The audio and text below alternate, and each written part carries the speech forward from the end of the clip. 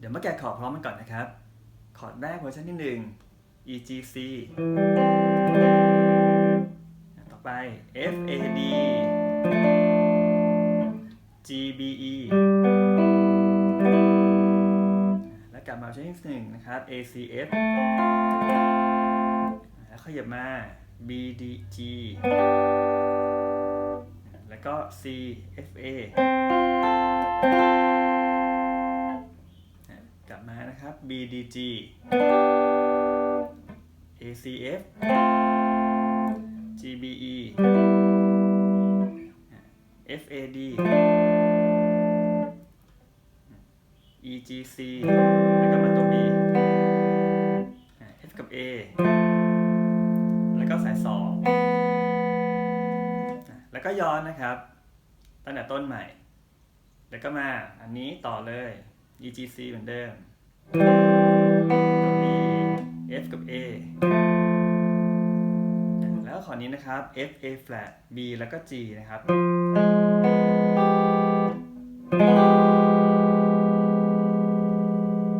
แล้วก็ไปต่อ E G C แล้วก็ E G B F A C E แล้วก็ตัวนี้นะครับ F A แล้วก็ C sharp ให้เราใช้นิ้วกลางกดแบบนี้นะครับ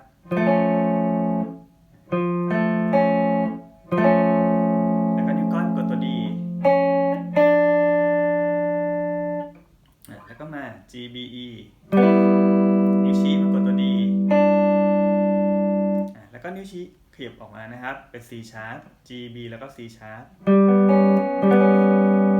แล้วขยับกลับมาตัว Dแล้วก็ G C F นะครับให้เราใช้นิ้วนางท่าแบบนี้ G C แล้วก็ F แล้วตัว E เนี่ยให้เราโยนนิ้วก้อยออกแล้วก็ F sharp B D sharp ใช้นิ้วชี้ท่าแบบนี้นะครับ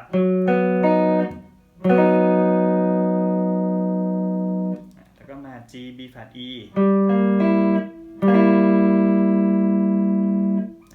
มา A C F A C E A flat C G ก็ D A D A flat นะครับ C E แล้วก็นิ้วก้อยตัว D A E A C เพิ่มตัว D แล้วก็ตัว A E G sharp แล้วก็ B นะครับแล้วก็นิ้วชี้ลงกดตัว C ดีดตัว B เขาตัว G เขาตัว C นะครับแล้วก็มา F sharp A C E แล้วก็นิ้วนางกดตัว D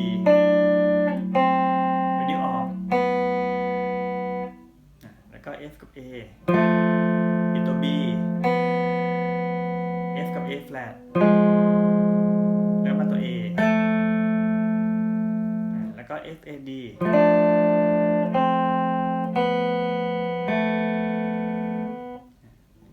B F G ก็ E D C B flat A ตัวนี้นะครับ G E B flat แล้วก็ C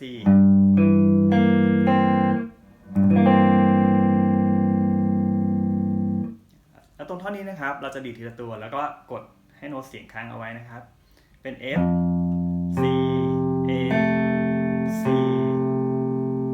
ข้อต่อไป E D G sharp D แล้วก็มา A E A C แล้วก็ค้างไว้นะครับมาดีดตัว E C A แล้วยกนิ้วออกเป็น G แล้วก็มา F sharp A C A E C A F sharp แล้วก็มา F A C E D แล้วก็ A แล้วก็มา F A flat แล้วก็ B นะครับแล้วยกนิ้วชี้ออกเป็นตัว G แล้วกลับไปย้อนนะครับตรงเครื่องหมาย signal จนถึง all coda แล้วก็กระโดดมา coda ต่อนะครับก็เป็นตัว G ก่อน F sharp กับ A flat แล้วก็ F กับ A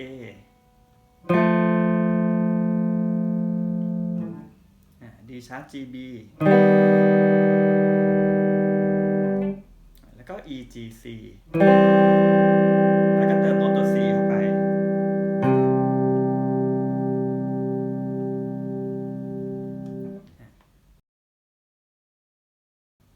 rhythm accompaniment นะครับ อันนี้จะเป็นจังหวะการดีดนะครับ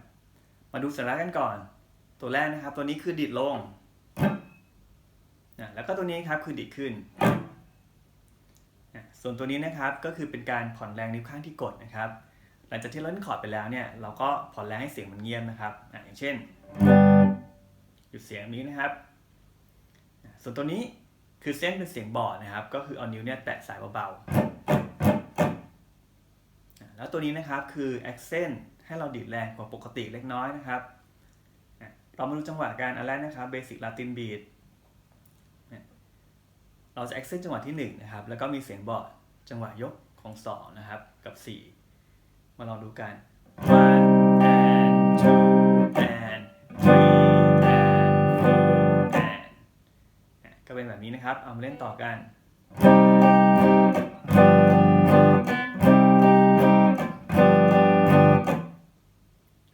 หรือว่าอันที่2นะครับก็จะมี accent จังหวะ1 3แล้วก็4นะครับส่วนเสียงบอร์ดเนี่ยคือจังหวะยกของ2ยกของ3แล้วก็ยกของ4นะครับก็จะเป็น 1 and 2 and 3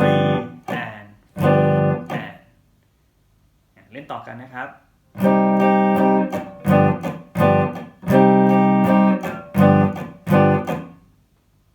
ก็ลองฝึกดูนะครับ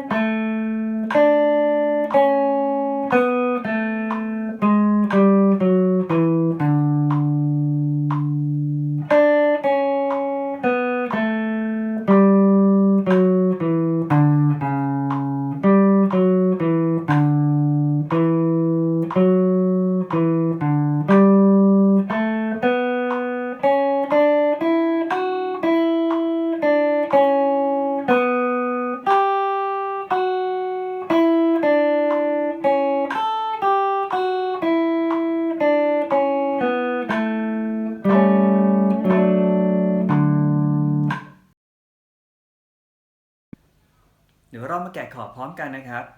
อันแรกโน้ตตัว D กับตัว F sharp นะครับกดตรงนี้แล้วก็ตัว A เพิ่มเข้าไป F sharp A D แล้วก็ F sharp สาย1นะครับโน้ตตัว A แล้วก็ตรงนี้ E A C sharp G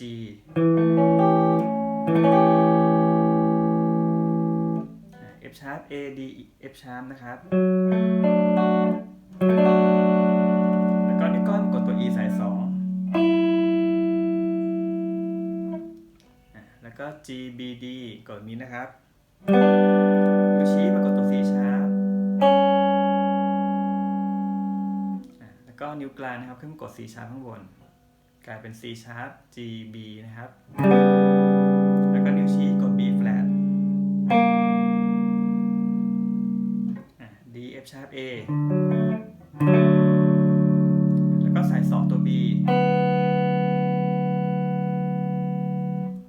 D F sharp C แบบนี้นะครับสาย2ตัว D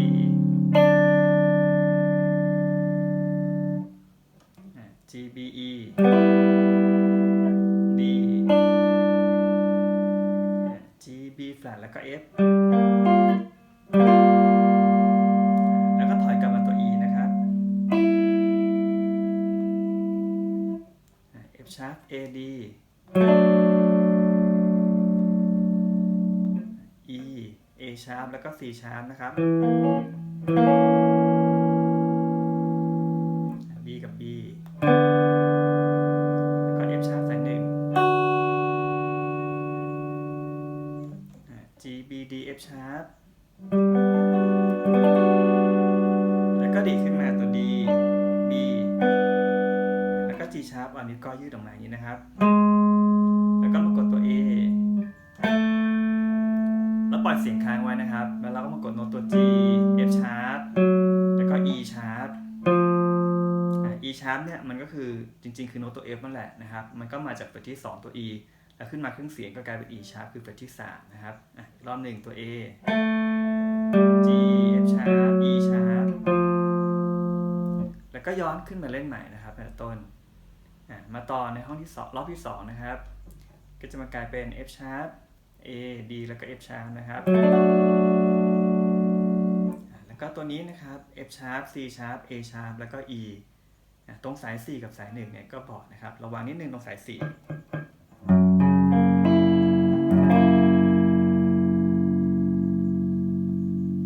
แล้วก็นี้นะครับ B F sharp A แล้วก็ D แล้วก็ดีสาย1ตัว F sharp นะครับแล้วก็ตัว E สาย6นี่คือ G B แล้วก็ D นะครับ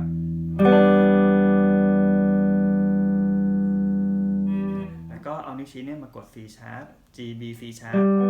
แล้วก็ดีดสาย5ตัว A ด้วยนะครับแล้วก็ต่ออีกสาย1 F sharp A D แล้วก็ยกนิ้วกลางออกดีดสาย2ตัว B แล้วก็มา C E B flat อย่างนี้นะครับแล้วนิ้วก้อยมากดโน้ตตัว D ตัว A สาย5G กับ A นะครับแล้วก็มา F sharp แล้วก็ E sharp เหมือนเดิม D F sharp A แล้วก็นิ้วกลางมากดตัว C sharp ตรงนี้นะครับนิ้วก้อยออกก็เป็นแบบนี้นะแล้วก็ตรงนี้นะครับนิ้วกลางเนี่ยตัว C C E แล้วตัวเนี้ย B flat กับ D นะครับใช้นิ้วนางท่าไปแล้วก็นิ้วก้อยมากดตัว A ตรงสายที่1แล้วก็ยกนิ้วก้อยออกดีดโน้ตตัว G ก็ตัว A G B D F sharp นะครับก็ปล่อยค้างไว้แล้วก็ตัวนี้นะครับเป็นตัว B flat กับ C sharp แล้วก็ F sharp ก็นิ้วเป็นแบบนี้นะครับ G B G B flat C sharp F sharp แล้วก็ต่อมานะครับจะยกนิ้วกลางออก ลองอีกรอบหนึ่งเราจะเริ่มดีดโน้ตตัว A แล้วก็ดีดมาแล้วก็คอร์ดเป็นตัวนี้นะครับ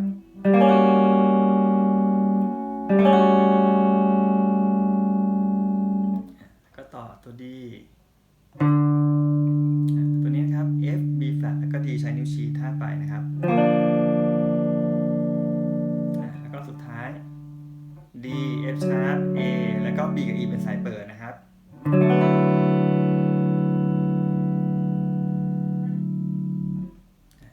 ก็เหมือนเดิมนะครับต้องลองฝึกช้าๆก่อนแล้วก็ค่อยๆเล่นจนกว่าจะคล่องนะครับแล้วก็ต่อไปเพิ่มนิดนึง staccato กับ legato นะครับสัญลักษณ์เป็นดอทแล้วก็เป็นเส้นแบบนี้นะครับอยู่บนตำแหน่งโน้ตความหมายของดอทตัวนี้ staccato คือเล่นเป็นเสียงสั้นนะครับแล้วก็ legato นี่คือพยายามเล่นให้เสียงต่อเนื่องให้ได้มากที่สุดนะครับคือเสียงยาวต่อกันมากที่สุดสมมติว่าเป็นปกติใช่ไหมก็ดีมากและ staccato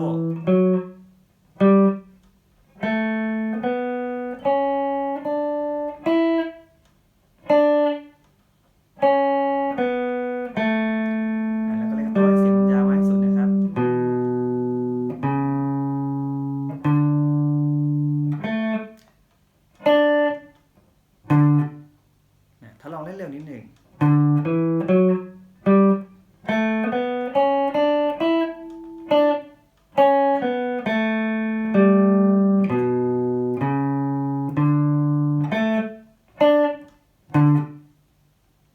ก็ลองฝึกดูนะครับ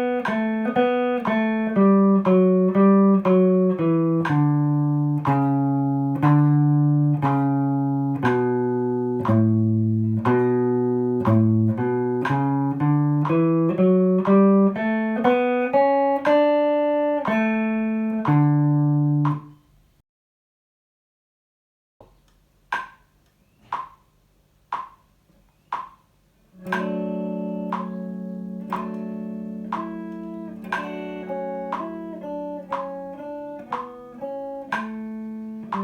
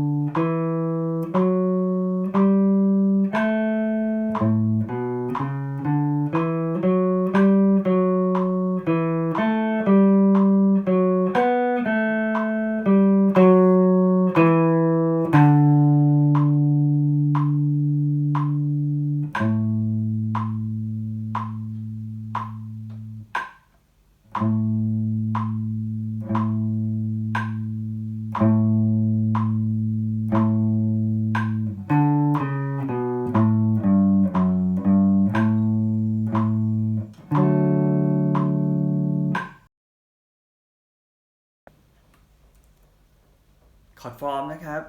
คอร์ดที่เพิ่มมาวันนี้จะเป็นดอมิแนนต์9รูทสาย5อันนี้คือฟอร์มเดิมนะครับจากของเดิมเนี่ย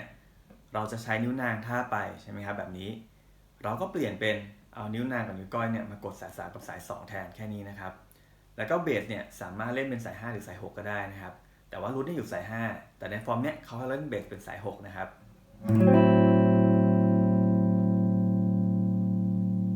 อันนี้คือ D dominant 9นะครับก็คืออยู่ตรงนี้เขาจะเขียนบอกไว้นะครับด้วยตัวเลขตัวนี้นะครับบอกว่าใช้นิ้วตามนี้เลยต่อไปนะครับคอร์ด diminished 7เราก็จับแบบนี้เลยนะครับอันนี้ก็เป็นคอร์ด A diminished นะครับต่อไปคอร์ด major 6นะครับเราก็จับนิ้วตามเขาแบบนี้อันนี้เป็นคอร์ด G นะครับรูทสาย6 G major 6 ลองเล่นตามคอร์ดของเขานะครับแล้วก็ A minor 7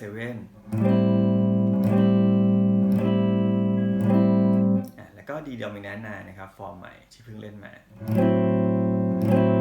แล้วก็ต่อด้วย A diminished นะครับก็จะมี voicing เปลี่ยนแค่โน้ตเดียวนะครับแล้วก็มา G major 6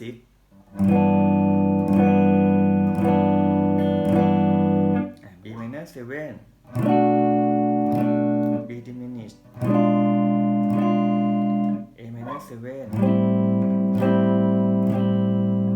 D dominant 9 A diminished G major 6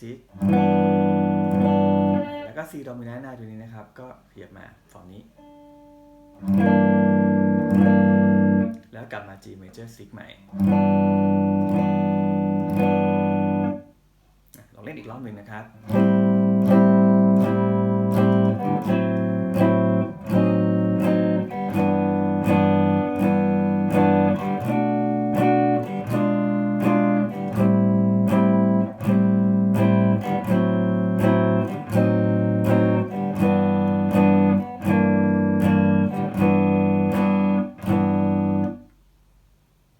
ข้อต่อไป minor 6นะครับรูทสาย2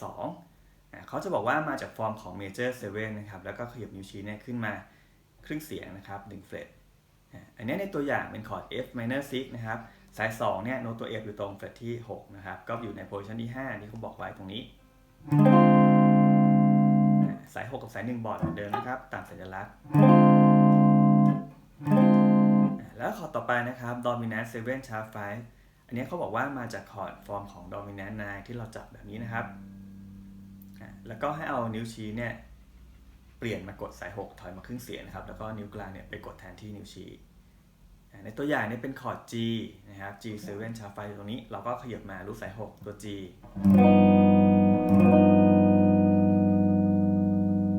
มาลองเล่นตามเขานะครับจังหวะเนี้ยถ้าเกิดว่าใครจำไม่ได้ก็ลองย้อนกลับไปดูก่อนได้นะครับแต่ว่าวิธีการเล่นจะเป็น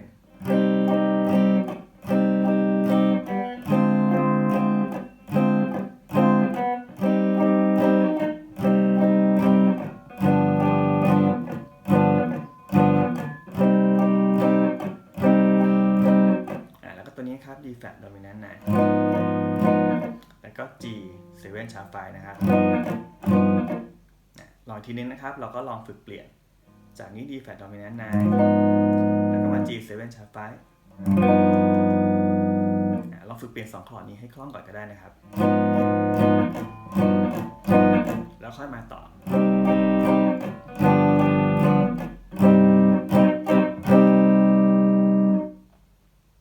ก็ลองฝึกดูนะครับ